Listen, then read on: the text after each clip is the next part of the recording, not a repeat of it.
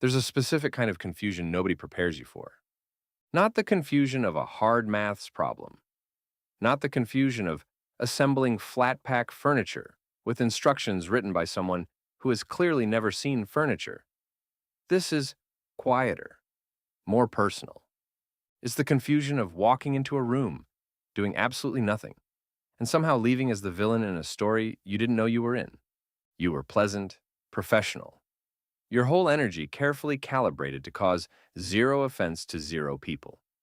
And yet, there is a person at work, in your family, in your friend group, who has decided at a molecular level that you specifically are the problem.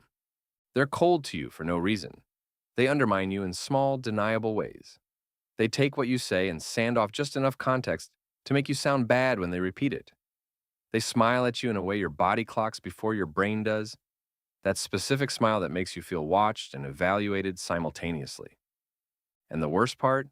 Nobody else seems to notice. Everyone else thinks this person is lovely. You're standing there like a detective with no badge, no partner, and absolutely no one who will take your case seriously. You start wondering if it's you. You replay conversations. You audit your own personality. You consider, genuinely consider, whether you have some imperceptible flaw visible only to this one person. You don't. And here's exactly what's actually happening. It was never about you. When a toxic person targets you, your brain immediately starts looking for the cause inside you. What did I do? What did I say? What is it about me? I understand the impulse. Someone is treating you badly, therefore you must have done something to earn it. We like things to make sense, but toxic behavior isn't a response. It's a pattern, a fixed, preloaded, already running pattern that existed before you arrived and will continue after you leave. You didn't trigger it. You just happened to be standing in the path of it when it was looking for somewhere to go. Think of it like water finding the lowest point. The water isn't choosing the path, it's just moving according to its nature. You are not the cause, you are the location. There's a specific type of person who moves through life looking, not always consciously, for someone to organize their internal discomfort around. Someone who absorbs it quietly, doesn't fight back too loudly, and can be painted as the source of everything that's wrong. You were available. That's the whole origin story. But why me specifically? Because it is specific. And the reason is actually about your strengths, not your weaknesses. Why you specifically? Here's where it gets uncomfortable in an interesting way. The research on interpersonal aggression, workplace studies, social psychology, studies on adult bullying, which absolutely happens and which we call office politics, to make it sound respectable, shows a consistent profile for who gets targeted. It is not the weakest person in the room. It's not the quietest. It's not the one already on the edges. It's the people who are competent, empathetic, non-confrontational by nature, and either well-liked or capable of being well-liked, which probably sounds exactly like you, and probably sounds like a backhanded compliment you don't entirely trust right now. Stay with me. Competence makes you a threat, not in any active sense, you're just doing your job well. But to someone whose self-worth depends on being the impressive one, your quiet competence is destabilizing. You don't have to do anything. You just have to exist, doing your thing well, and that's enough to make someone who needs to be the best feel like they're losing something. Empathy makes you easier to handle. You'll give the benefit of the doubt. You'll assume the best. You'll wonder if maybe you misread the room. You'll apologize without being entirely sure what for. You'll work very hard to restore a peace that was never yours to break. From a toxic person's perspective, very cooperative target. Non-confrontation means there's no social cost. Pick a fight with someone who fights back loudly. Messy. People notice. But pick a fight with someone who absorbs it quietly and goes home to spiral about it alone. Very low overhead. Being well-liked is the one that surprises people. Shouldn't that protect you? Unfortunately, in the mind of a certain kind of person, your social warmth isn't a shield. It's a target. Because if they can shift the narrative, if they can get people to see you differently, the fall is further. The story has better stakes. This is not a flattering portrait of what's been happening to you, but it is an accurate one. And accuracy is how you stop being confused about it. What it does to your head? Let's talk about the internal damage. Because the behavior is one thing. What it does inside you is a separate conversation. Over time, if you're not careful, and it's genuinely difficult to be careful when it's happening from the inside, you start to defer to their version of events over your own. They're so certain. You're so unsure. And the path of least resistance is to decide that your perception is the problem. That's the goal. Not always consciously, but functionally, that's what the behavior is trying to achieve. To make you a less reliable narrator of your own experience. Because a person who doesn't trust their own read of a situation is a person who can be managed. The second thing that happens is that you start shrinking, preemptively, editing yourself before you've even said anything, making yourself smaller and quieter and more agreeable, hoping that this version of you will finally be the one that doesn't attract the problem. It won't work, not because you're not doing it hard enough, because you're the location, not the cause. Shrinking just means they have a smaller version of you to work with. The dynamic stays exactly the same. And then there's the confusion itself, which is the one that compounds everything. When something is clear, even when it's bad, you can move. When it's murky, when you can't quite name it, when you're not sure what's real, you freeze. And freezing is exhausting in a very specific, invisible way. You're not doing anything, technically, but you're burning enormous energy just trying to understand what's happening to you. That exhaustion is real.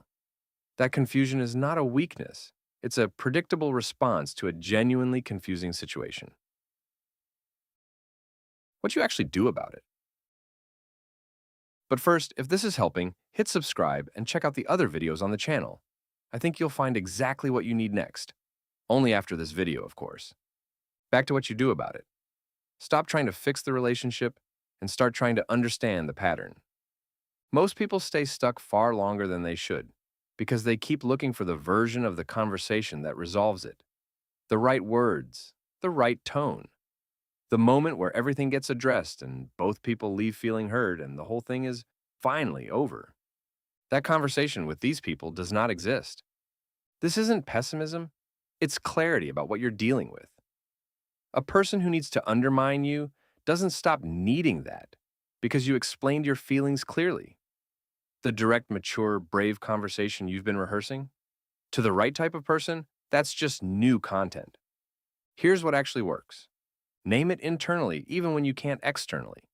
The moment you can say clearly inside your own head, this person is doing the thing again, I see it, this is the pattern.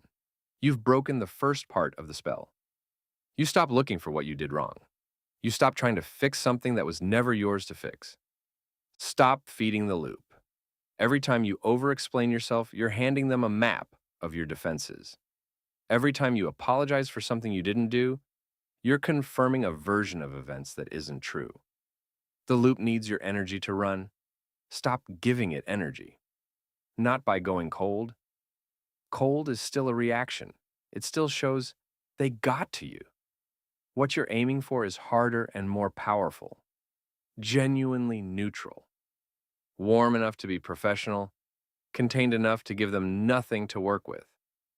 Rebuild trust in your own perception. This is the most important one and the least glamorous. Start taking your own read of situations seriously again. When something feels off, note it. You are retraining yourself to trust your own experience, which the dynamic has been quietly working to undermine. You're not crazy. You're not oversensitive. You didn't imagine it. But you've been told otherwise enough times that the doubt is now load-bearing.